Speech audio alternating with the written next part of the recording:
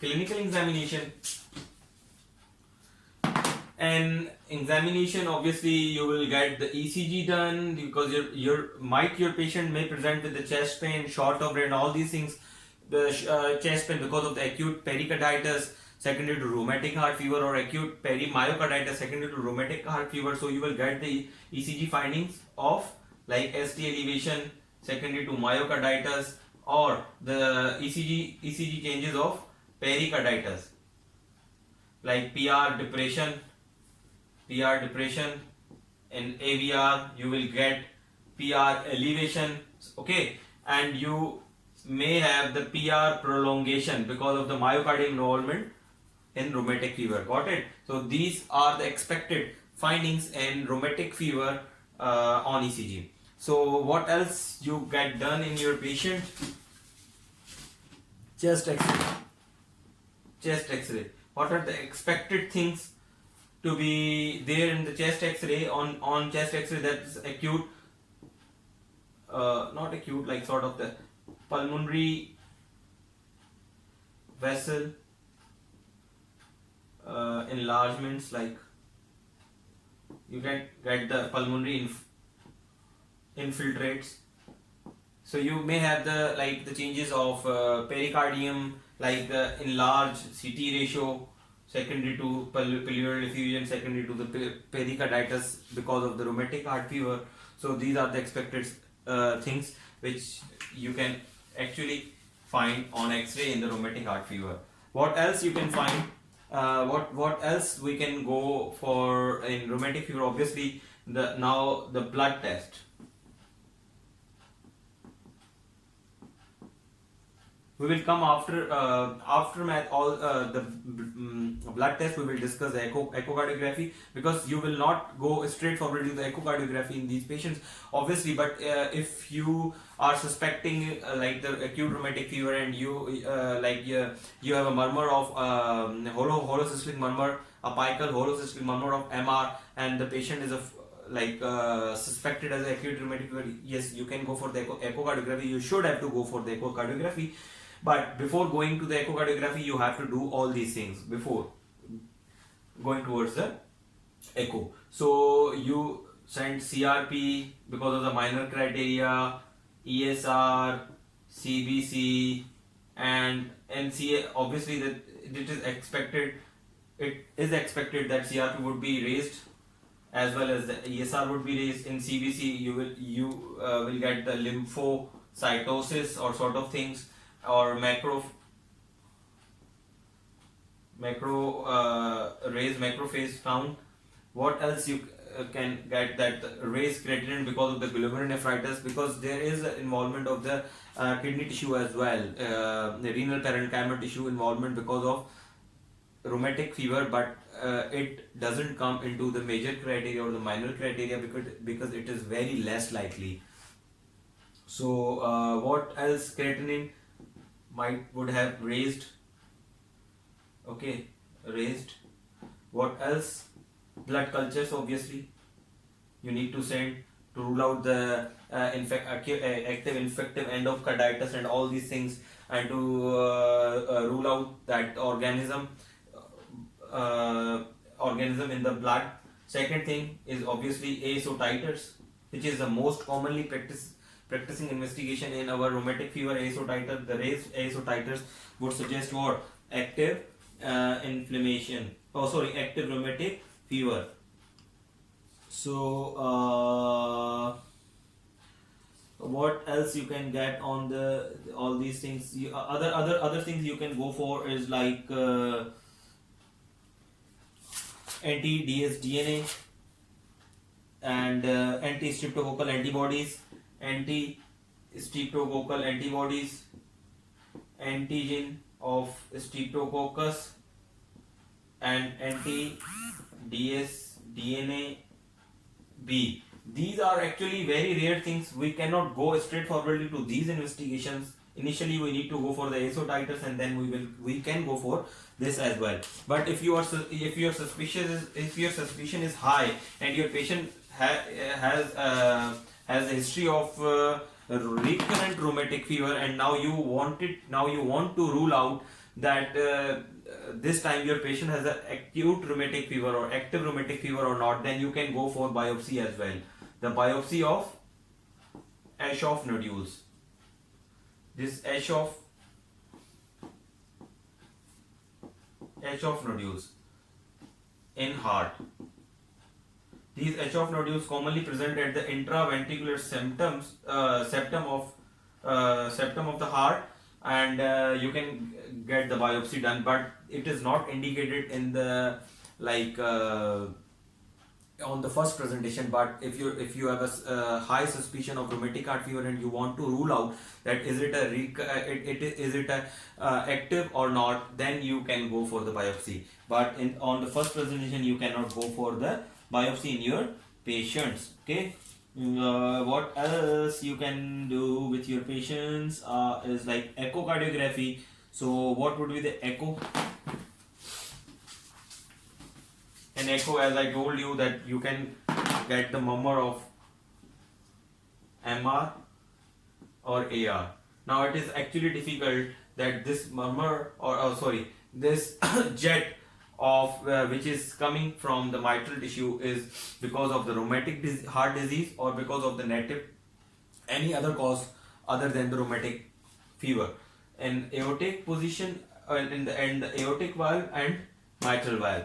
So initially on 2D echo you can appreciate what the fusion of the valves and the destruction of the valve, that is most of the time, and the calcification of the valve, that is most of the time because of rheumatic fever. And but on the Doppler echo has actually criteria, the 4 criterions. If these all 4 criterions are met in your patient, that means you can safely say that this regurgitation at the mitral valve or aortic valve because of your rheumatic fever. So what are those criteria actually I need to tell, because these are actually important, that this regurgitation should be seen in 2 views at least. 2 views. This is the same for aortic regurgitation. This aortic regurgitation should be seen in 2 views of your 2D echo. Second thing, the jet length should be equal or more than 2, and in this again the jet length would be 2 centimeter. Okay, so the difference between the mitral and the aortic regurgitation, that first criteria is same. Second has the only difference is that this jet length should be 2 centimeter in the mitral regurgitation, but in the aortic regurgitation you need 1 centimeter of the jet length in rheumatic fever AR. So jet velocity, number 3 criteria, jet velocity. You need jet velocity of 3 meter per second for the mitral regurgitation in rheumatic fever, same as is the aortic regurgitation in rheumatic fever. You need jet velocity of 3 meter per second for aortic regurgitation in the mitral valve. And the fourth and the last criteria is the same in both, that obviously that mitral regurgitation is systolic murmur, so you need the systolic regurgitant jet at least one envelope in one envelope.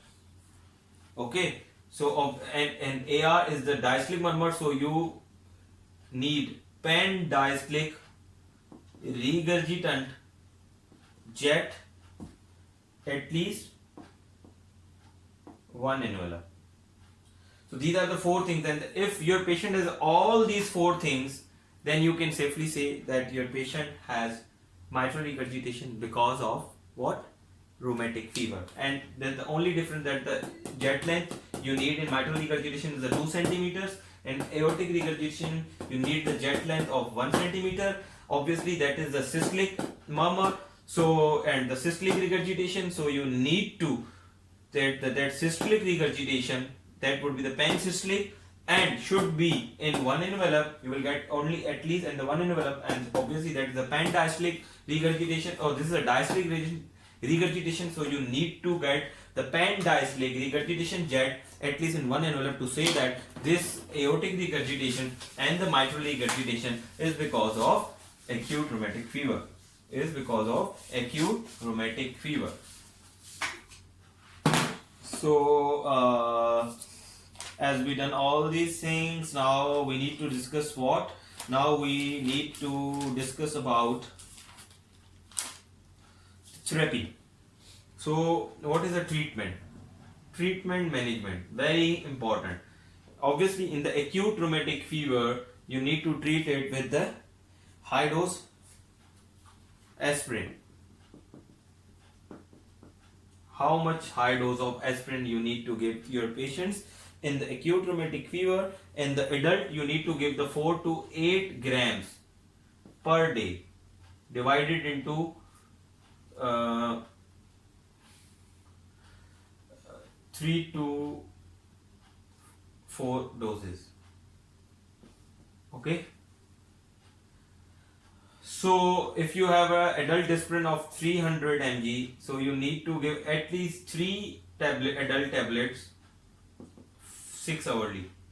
Then obviously like 900 milligrams you are giving 6 hourly, then you will safely come into this range. So just for learning by heart, just remember that, just memorize that you need to give the 3 plus 3 plus 3 plus 3 for your acute rheumatic fever. Then you can safely come into this range. Okay. So what else you can give your patients? Second thing is the second thing which you can, one is aspirin, as we discussed, 4 to 8 gram per day. You can give NSAIDs instead of aspirin in your patients who are whose symptoms are actually not relieved with the aspirin. You can give the NSAIDs, and the NSAIDs you can give like the NSAIDs which are actually recommended. You can give any aspirin like the Brufen, ibuprofen. So what else you can give to your patients are naproxen. Actually, I need to, okay, naproxen. Okay, naproxen, and anything else which you can give to your patient, or any other NSAIDs like Brufen and all these things.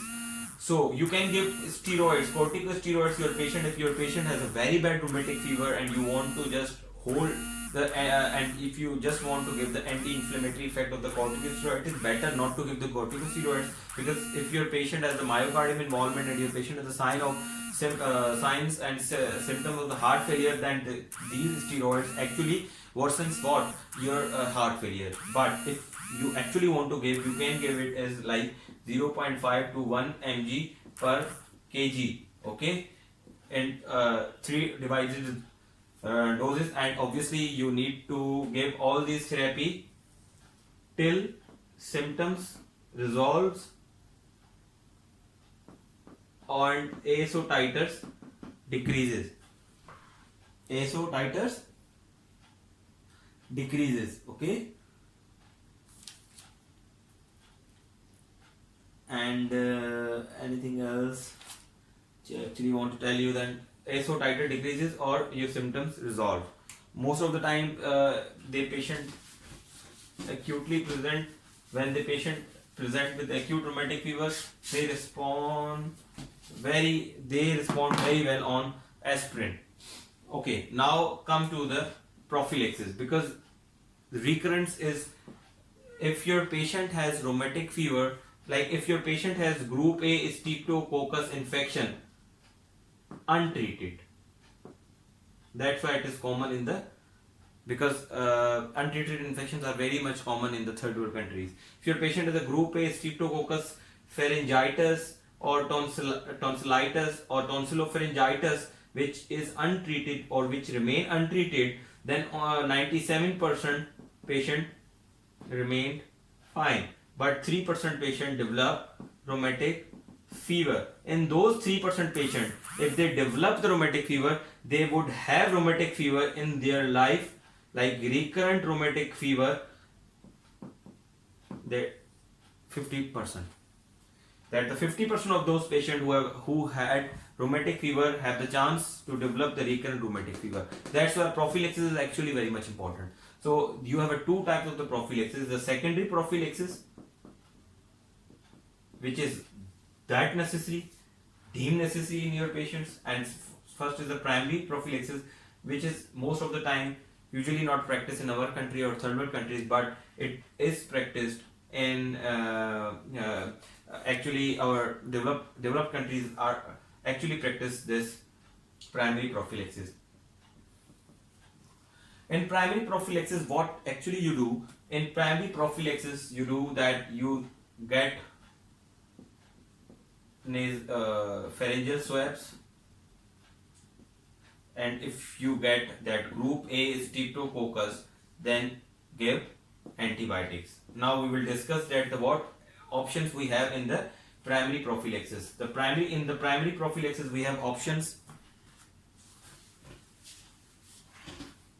In primary prophylaxis we have option benzyl penicillin G, IM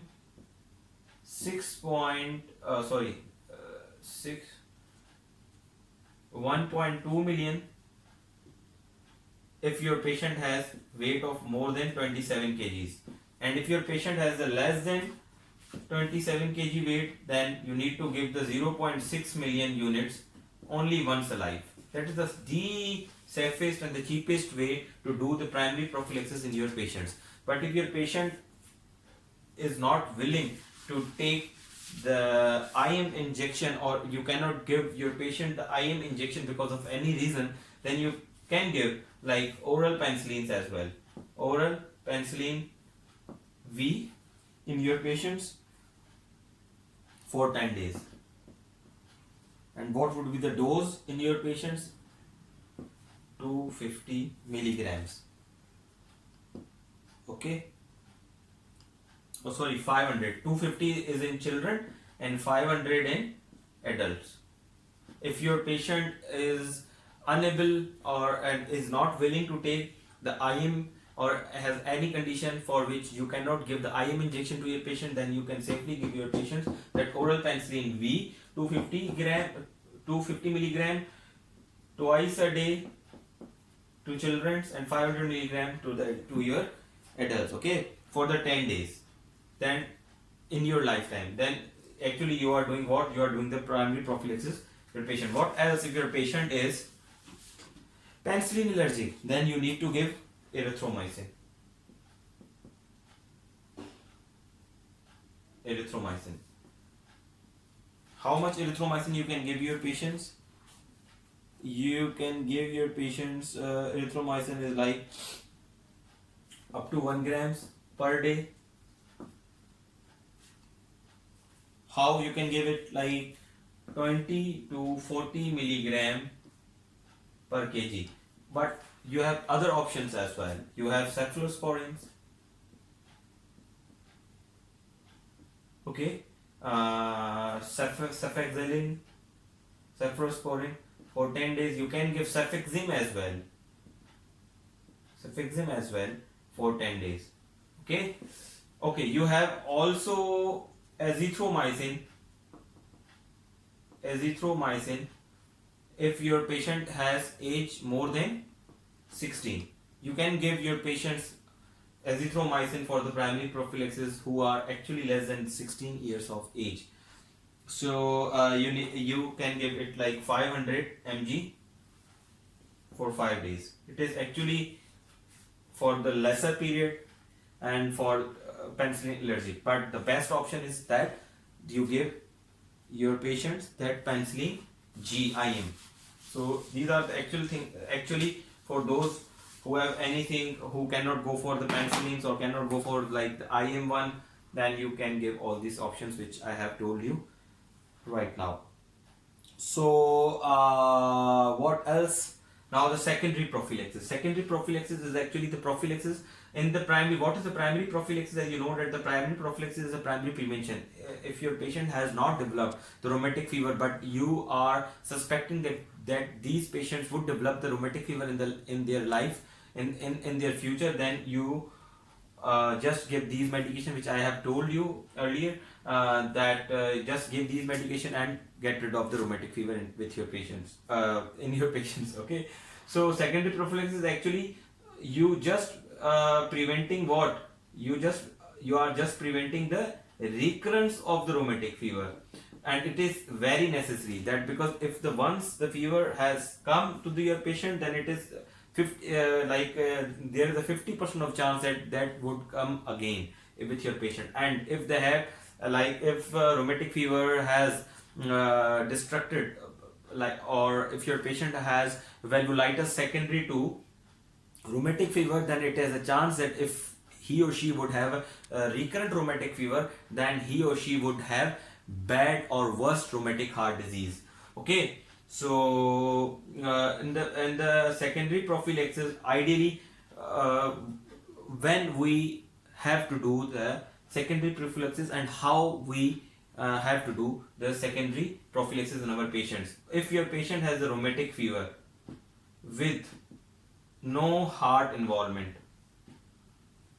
then you need to give the rheumatic fever prophylaxis of 5 years or up to 20 years of age, whatever is longer. Got it? It means that if your patient has age 10 years, then you need to give the prophylaxis up to 21 years. Got it? But if your patient has the age of 18 years, then you need to give the prophylaxis up to 23 years. Got it? So if your patient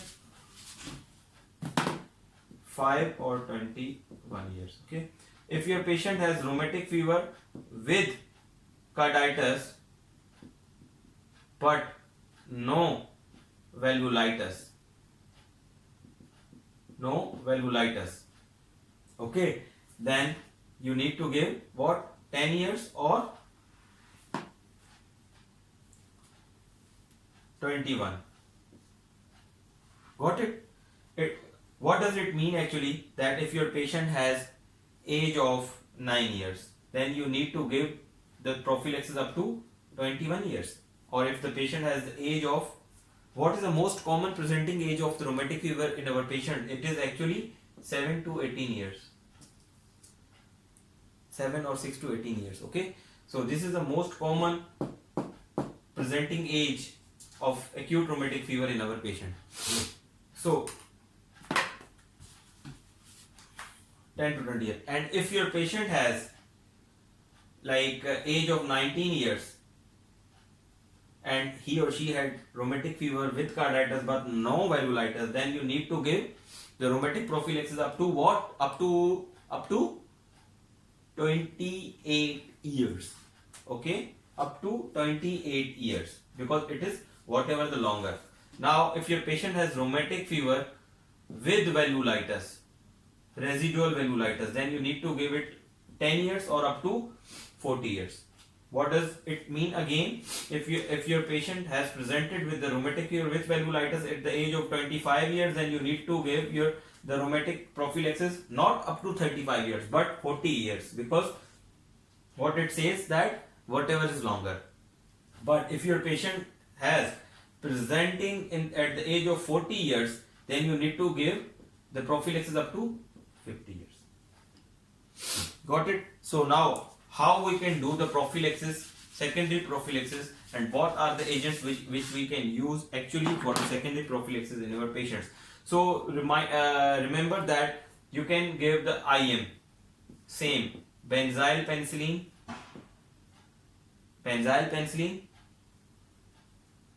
G 0.6 if weight is less than 27, and if it is more than 27, then obviously 1.2, which is more than 27. Okay, every 3 weeks. In some books it is written that you need to give it once in a month, and in some books it has written that you need to give it in every 21 days. So it's up to you. 3 to 4 weeks actually it's a time period, but you need to give it for the till that period which we have discussed previously. Okay, so this is one of the most effective and the cheapest and the effective and the practically possible method to do the prophylaxis. What else if your patient wants to do the oral therapy, or he or she cannot go for the IM? So but keep remember one thing, and keep one thing in your mind, that you need to give for the second, sorry, it's not primary, it's a secondary. Okay, it's a secondary prophylaxis now. Okay, this is secondary. So you keep remember that for the secondary prophylaxis, and if you want to give your patients the oral medical therapy, then these patients have to take the oral medical therapy till that period which we have discussed previously. That if you are giving the prophylaxis of antibiotic in your patients for the like rheumatic fever with valvulitis, then you need to give your patients the antibiotic daily up to the 40 years, 10 years or 40 years of the age, whatever is longer. So it is actually a bit difficult, and it is actually to be compliant on the medication for such a long time. So it is better to give the IM. But I can tell you that what are the options you have to do this, that you can give the penicillin again V. What dose you can give? Same 500 BD up to that period which we have discussed. But in the primary prophylaxis, as we discussed previously, that you need to give only for the 10 days. So what else you have? You can give sulfa diazine. You can give also sulfa diazine 0.5 gram if less than 27, and 1 gram if it is more than 27 weight. What else you have? If your patient is penicillin allergic and sulfadiazine allergic, and you want to give the oral therapy, then you have options like erythromycin.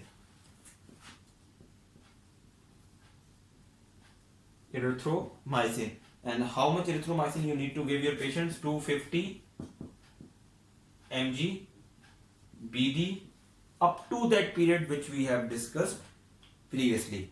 Okay, so I think this was a very comprehensive lecture about the rheumatic fever. We started from the pathophysiology, and then we have ended here over the prophylaxis. That is the most important thing of the rheumatic fever for the cardiology people, that you need to remember to give the prophylaxis, because it is class 1 indication in all patients. Because if your patient has rheumatic fever in your life, then you need to give the secondary prophylaxis up to the said period or the recommended period by what the your ACC. So I think we have done, and I hope that you will learn a lot of things from this topic as well. Pray for me, pray for my team as well, and keep remember in your prayers in the holy month of Ramzan. Pray for me, pray for your Dr. Nas, and then I will always be with you guys with the new lectures, with the new things which I have been reading in the books and all these things. So Allah Hafiz, take care, happy Ramzan.